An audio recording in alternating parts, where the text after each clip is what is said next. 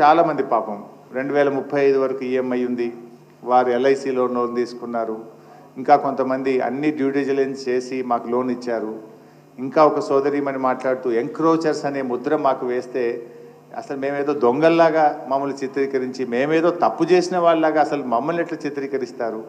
రేపేదైనా ఆపదపడి ఇల్లు అమ్ముకుందామంటే కూడా వీళ్ళు ఎంక్రోచర్స్ అని సమాజంలో రేపు మీ పిల్లలకు భవిష్యత్తు విషయంలో కానీ మీ కుటుంబానికి ఒక ప్రతిష్ట, ఒక మరకను అంటించే ప్రయత్నం చేస్తున్నాడు రేవంత్ రెడ్డి. మేము చేసిన తప్పేంది? ఎవరో ప్లాట్ అమ్మితే కొన్నాము, గవర్నమెంట్కి అప్లై చేసి ఫీజు కట్టి పర్మిషన్ తీసుకున్నాము, ఇల్లు లోన్ తెచ్చి కట్టుకున్నాము, ఎలక్ట్రిసిటీ కనెక్షన్, వాటర్ కనెక్షన్ తీసుకొని నెల నెల కడుతున్నాము, సంవత్సరానికి ప్రాపర్టీ ట్యాక్స్ కడుతున్నాము. మమ్మల్ని ఎంక్రోచర్స్ అనేటువంటి ఒక ముద్ర వేసి మా కుటుంబాలకు ఒక మరకను అంటిస్తున్నారు, ఒక బాధను కలిగించి సమాజంలో మేమేదో దొంగల్లాగా, మేమేదో తప్పు చేసిన వాళ్ళలాగా మమ్మల్ని ఈ ప్రభుత్వం మా మీద ముద్ర వేయడం మంచిది కాదు అని ఒక సోదరీమణి మాట్లాడుతూ కూడా చెప్పడం జరిగింది. ఇవన్నీ నిజంగా చాలా బాధాకరం. అంటే ఒక ఇమ్మెచ్యూర్ డెసిషన్ ముఖ్యమంత్రిగా ఆయన అనాలోచితంగా చేసేటువంటిది. ఇప్పుడు ముందేమో నాలాలో ఉన్న వాళ్ళని కూలగొడతాం, తర్వాత బఫర్ వాళ్ళ దగ్గరికి వస్తాం, అంటే ఒక తలా తోకలేని విధంగా చేస్తూ ఉన్నాడు. నిజంగా నువ్వు డెవలప్ చేయదలుచుకుంటే చెయ్యి, కానీ ఈ పేదలు ఉసురు పోసుకొని చేయాల్సిన అవసరం లేదు, బఫర్లోకి పోవాల్సిన అవసరం లేదు. నువ్వు చెరువు వితిన్ దాంట్లో చేసే ప్రయత్నం చేయి. ఐ డిమాండ్ రేవంత్ రెడ్డి, దయచేసి మీరు అఖిలపక్షం పిలవండి, అన్ని రాజకీయ పార్టీలను పిలిచి మాట్లాడిన తర్వాతనే మూసీ మీద ముందుకు పోవాలని చెప్పి నేను రేవంత్ రెడ్డి గారి ప్రభుత్వాన్ని డిమాండ్ చేస్తూ ఉన్నా. రాష్ట్రంలో అందరి ఒపీనియన్స్ తీసుకో. డెవలప్మెంట్ చేయడానికి ఇంకా చాలా ఇష్యూస్ ఉన్నాయి మనకు చేయడానికి. ఇలా కేసీఆర్ గారు ఉంటే హైదరాబాద్లో ఎన్నో ఫ్లైఓవర్స్ కట్టినారు, అండర్ పాస్లు కట్టినారు, ఐటీ తీసుకొచ్చారు, ఇండస్ట్రీ తీసుకొచ్చారు, మంచినీటి సమస్య పరిష్కరించారు, కరెంటు సమస్య పరిష్కరించారు, సీసీ కెమెరాలు పెట్టారు, లా అండ్ ఆర్డర్ బాగా తెచ్చి ప్రజలకు రక్షణ కల్పించారు, ఎస్టీపీలు కట్టి మూసీని శుద్ధి చేసి స్వచ్ఛమైన నీళ్లు మూసీలో వెళ్ళే విధంగా చేశారు. కానీ ప్రజల్ని నొప్పించే ప్రయత్నం చేయొద్దు కదా. అభివృద్ధి అనేటువంటిది పేద ప్రజల కన్నీళ్ళ మీద అభివృద్ధి జరగకూడదు. అభివృద్ధి అనేది ప్రజలకు మేలు చేసే విధంగా ఉండాలి, పేదలకు సహాయం చేసే విధంగా ఉండాలి. కానీ పేదల ఉసురు పోసుకునే విధంగా వాళ్ళు. నేను ఒక అమ్మ చనిపోయినట్టుగా పేపర్లు చదివాను, ఏం పేరు, అంజలి కాదు, పెద్దమ్మ ఒక ఆమె, 3 బిడ్డల కోసం బుచ్చవ్వ. సో అమ్మ పాప 3 బిడ్డలకు ఇల్లు కట్టించిందంట, పెళ్ళిళ్ళు చేసింది. ఆ ఇల్లు కూలగొడితే నా బిడ్డల భవిష్యత్తు ఏమవుతుంది, అల్లుళ్ళు ఏమంటారు అనే బాధకు తట్టుకోలేక ఉరేసుకొని చనిపోయింది. ఇది బుచ్చమ్మ ఆత్మహత్య, ఇది రేవంత్ రెడ్డి ప్రభుత్వం చేసిన హత్య. ఇది అనాలోచిత తుగ్లక్ నిర్ణయాల వల్ల ఈ అమ్మ ఆత్మహత్య చేసుకోవాల్సి వచ్చింది. ఇంకొక చెల్లె కూడా గుండెపోటుతో చనిపోయింది. ఇల్లు కూలగొడితే అన్న వాళ్ళ ఇంటికి పోయి అక్కడ ఉండి గుండెపోటుతో ఒక అమ్మాయి చనిపోయినట్టుగా కూడా పేపర్లో చదివాం. ఇందాక ఒక అమ్మ మాట్లాడుతూ కూడా అంటుంది, ఎప్పుడు గుండె అయిపోతుందో, రాత్రి మళ్ళీ తెల్లారుతుందా లేదా, అసలు నిద్ర మేము లేస్తామా లేవమంత భయంతో బతుకుతున్నాం బిడ్డ అంటుంది అమ్మ. ఇదన్నీ కూడా ఒక పిచ్చి నిర్ణయాలు, అనాలోచితమైనటువంటి నిర్ణయాలు ఈ ప్రభుత్వం తీసుకుంటుంది. నిజంగా చెప్పాలంటే హైడ్రా అంటున్నాడు. ఆయన 6 గ్యారంటీలు అమలు చేస్తా అని చెప్పారు. 100 రోజుల్లో 6 గ్యారంటీలు ఇస్తామని బాండ్ పేపర్ల మీద ఇచ్చారు. అసలు దాని మీద దృష్టి పెట్టాలి కదా ప్రభుత్వం. నువ్వేం చెప్పావు? వృద్ధులకు 2000 పెన్షన్ 4000 చేస్తాను. అది ఎలా అమలు చేస్తావు, ఎంత తొందరగా చేస్తావు ఆలోచించు. మహిళలందరికీ నెలకు 2500 ఇస్తా అని హామీ ఇచ్చావు, అది అమలు చేసే దాని మీద దృష్టి పెట్టును. రైతులకు 7500 వాళ్ళకు రైతు భరోసా ఇస్తా అన్నావు, దాని మీద నువ్వు దృష్టి పెట్టే ప్రయత్నం చేయి. 2 లక్షల ఉద్యోగాలు ఇస్తాం 1 సంవత్సరంలోగా అన్నావు, ఆ 2 లక్షల ఉద్యోగాలు ఇచ్చే దాని మీద నువ్వు దృష్టి పెట్టు. ప్రజలకు నువ్వు ఎన్నో హామీలు ఇచ్చావు, ఇచ్చిన హామీల మీద దృష్టి వదిలిపెట్టి పేదల ఇండ్లు కూలగొడతా అని హైడ్రా పట్టుకొని బయలుదేరిండు.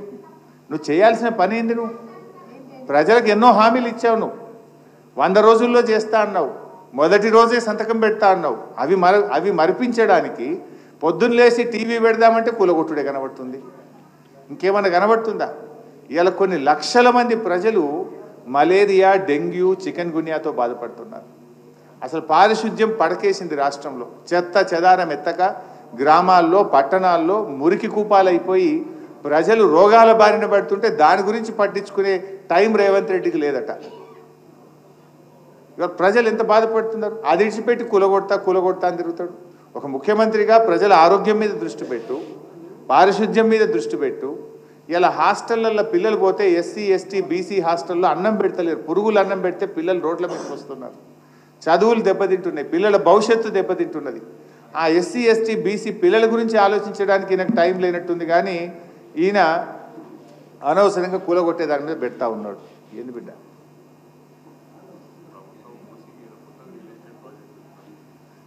మా తమ్ముడు ఏమంటుండంటే పేదల ఇండ్లు కూలగొడతారట, కానీ ఈ మూసీ మీద పెద్ద పెద్ద రియల్ ఎస్టేట్ భవనాలకు పర్మిషన్లు ఇస్తారట. అంటే ఈ పేదలను కూలగొట్టుడు ఎందుకు, బడా బడా కంపెనీలకు నువ్వు ఇచ్చుడు ఎందుకు? అంటే పేదల ప్రాణాలు తీసి నువ్వు కంపెనీలు కడతావా? నువ్వు రియల్ ఎస్టేట్ వ్యాపారం చేస్తావా? This is all not correct. So డెఫినెట్గా మీకు 3 విషయాలు మేము మీకు హామీ ఇస్తా ఉన్నాం. మా లీగల్ సెల్ ఇప్పుడు నేను మైక్ ఇస్తాను, కళ్యాణ్ గారు ఫోన్ నెంబర్ చెప్తారు, ఇక్కడ ఉంటారు.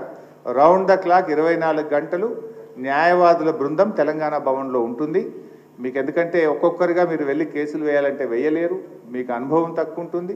తప్పకుండా మీకు ఎందుకంటే ఒక్కొక్కరుగా మీరు వెళ్ళి కేసులు వేయాలంటే వేయలేరు, మీకు అనుభవం తక్కువ ఉంటుంది.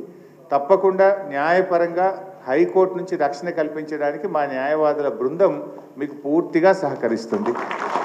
ఇక్కడే భవన్లోనే ఉంటారు. మీరు ఎవరైనా రావచ్చు, కలవచ్చు, మీరు పేపర్స్ ఇవ్వండి. మేమే మీ తరఫున న్యాయ పోరాటం చేసి మీకు రక్షణ కవచంగా మేము నిలబడతాం. 2, మా శాసనసభ్యుల బృందం కూడా మీ దగ్గరకు వస్తాం. ఇలా కేటీఆర్ గారికి జ్వరం ఉంది బాగా, బట్ మా ఎమ్మెల్యేస్ టీం కూడా మీ దగ్గరకు వస్తాం. వచ్చి విజిట్ చేసి మీకు భరోసా కల్పించి ప్రభుత్వం మీద ఒత్తిడి పెంచేటువంటి ప్రయత్నం కూడా చేస్తాం. 3వది, ప్రభుత్వం కూడా ఇలాంటి నిర్ణయం కొన్ని వేలు, 1 ఇల్లు 2 ఇల్లు కాదు, వాళ్ళకు 10-12 వేలని బయలుదేరినారు, కానీ 20-25 వేల ఇళ్ళు ఉంటాయి అంటున్నారు. ఈవెన్ మూసీ లోపల ఉండేటువంటి వాళ్ళు కూడా ఈరోజు ఉదయం ఎవరో నాకు ఫోన్ చేశారు. మేము ఒక ఇంట్లో 3 కుటుంబాలు ఉంటాం సార్, వాడు ఒక డబుల్ బెడ్రూమ్ ఇస్తా అంటే మేము ఎట్లా బతుకుతాం సార్? మేము ఇక్కడ 3 కుటుంబాలు 3 రూమ్లు వేసుకొని బతుకుతున్నాం, ఇల్లుకి 1 ఇల్లు ఇస్తామంటే మరి మేము ఎట్లా బతకాలి అని చెప్పి అతను ఒక అబ్బాయి ఎవరో నాకు ఫోన్లో మాట్లాడుతూ ఉండే. ఇంకోటి ఏంటంటే డబుల్ బెడ్రూమ్ ఎక్కడో నువ్వు ఊరవతలు ఇస్తావు, నీ పిల్లలు ఇక్కడ చదువుతూ ఉంటారు, నీ ఉద్యోగం అక్కడెక్కడో పక్కనే పని చేసుకుంటూ ఉంటారు. అఫ్కోర్స్ మీరేమో మిడిల్ క్లాస్ ఉన్నట్టున్నారు, బట్ పేదవాళ్ళు కొంతమంది ఆ మూసీలో ఉండేవాళ్ళు ఆ దగ్గర ఇళ్లలో పని చేసుకుంటుంటారు, ఆటో నడుపుతుంటారు, రిక్షా దొక్కుతుంటారు, హమాలీ పని చేస్తుంటారు, లేదా అక్కడేదో చిన్న చిన్న షాపుల్లో, వెల్డింగ్ షాపుల్లో ఇంకెక్కడో పని చేస్తుంటారు. నువ్వు ఎక్కడో 30 కిలోమీటర్ల దూరంలో డబుల్ బెడ్రూమ్ ఇస్తే అక్కడి నుంచి ఇక్కడ రావడం ఎలా, బతకడం ఎలా, ఆ పిల్లలు ఎక్కడ చదువుకోవాలి? ఇవన్నీ ఆచరణ సాధ్యం కానటువంటివి, ప్రాక్టికల్గా నాట్ పాసిబుల్.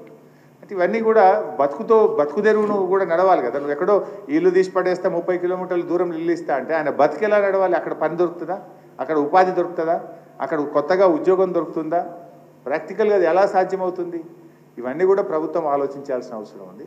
బట్ పర్టికులర్లీ మీరందరూ కూడా ముఖ్యంగా అప్పులు తీసుకొని ఇల్లు కట్టుకున్నటువంటి వాళ్ళు, మీ అందరికీ బ్యాంకుల్లో ఈఎంఐలు ఉన్నాయి. ఇప్పుడు బ్యాంక్ వాడు ఏమంటాడు, ఖచ్చితంగా నీ ఇల్లు కూలిపోతే నాకేం సంబంధం, నువ్వు మాత్రం ఈఎంఐ కట్టాల్సిందే అంటాడు బ్యాంక్ వాడు. ఈఎంఐ ఎక్కడ కడతాము? కొత్తగా ఇల్లుకి ఎక్కడ కిరాయికి తీసుకుంటాము? పిల్లల ఫీజులు ఎక్కడ కడతాము? ఈ ఇల్లు ఎట్లా గడుస్తుంది? అసలు మొత్తం కుటుంబం కొలాప్స్ అవుతుంది. ఈ తుగ్లక్ పనుల వల్ల ఏమైందంటే మొత్తం జీవితం, ఒక కుటుంబం మొత్తం కొలాప్స్ అవుతుంది. జీవితం అనేది ఒక కళ. ప్రతి మనిషి కూడా తన జీవిత లక్ష్యంలో ఎన్నో కళలు కానీ ఒక్కొక్క రూపాయి ఖర్చు పెట్టి కాపాడుకొని కష్టపడి తన జీవితాన్ని నిర్మించుకుంటారు. ఈయన తుగ్లక్ చర్యల వల్ల ఒకే రోజు కొన్ని వేల జీవితాలను కుప్పగూల్చే విధంగా వ్యవహరిస్తూ ఉన్నాడు. డెఫినెట్గా మేము మీతో ఉంటాం, భయపడొద్దు. మీరు ఫోన్ చేస్తే కూడా మేము వచ్చి మీకు అండగా తప్పకుండా నిలబడతాం. ఎట్టి పరిస్థితుల్లో మీకు ఇబ్బంది రాకుండా చూసుకుంటాం. మీరు ధైర్యాన్ని కోల్పోవద్దు. దయచేసి ఎవరు కూడా తొందరపడి ఎక్కువ టెన్షన్ తీసుకుంటే స్ట్రెస్కు లోనై ఇబ్బందులు జరుగుతాయి. మీరు ఎక్కువ టెన్షన్ కూడా తీసుకోవద్దు. We are all with you. ఇది మీ ఇల్లు అనుకోండి, మీ మీ మీ ఫ్యామిలీ అనుకోండి, ఎప్పుడైనా మా తలుపులు తెరిచే ఉంటాయి. Any time you can come here. Our legal cell will be there and మా టీం కూడా ఉంటుంది. తొందరలోనే మేము మీ అందరం కూడా మీ దగ్గరకు వచ్చి మీ ప్రాంతాన్ని అంతా కూడా చూసి ప్రభుత్వం దృష్టికి తీసుకువెళ్ళి ఈ బఫర్ జోన్లో ఉన్నటువంటి వాళ్ళను ఇబ్బంది పెట్టకుండా తప్పకుండా మా వంతు పూర్తి సహకారాన్ని మీకు అందిస్తాం. మా గౌరవనీయులు సబ్తక్క గారు మాట్లాడతారు.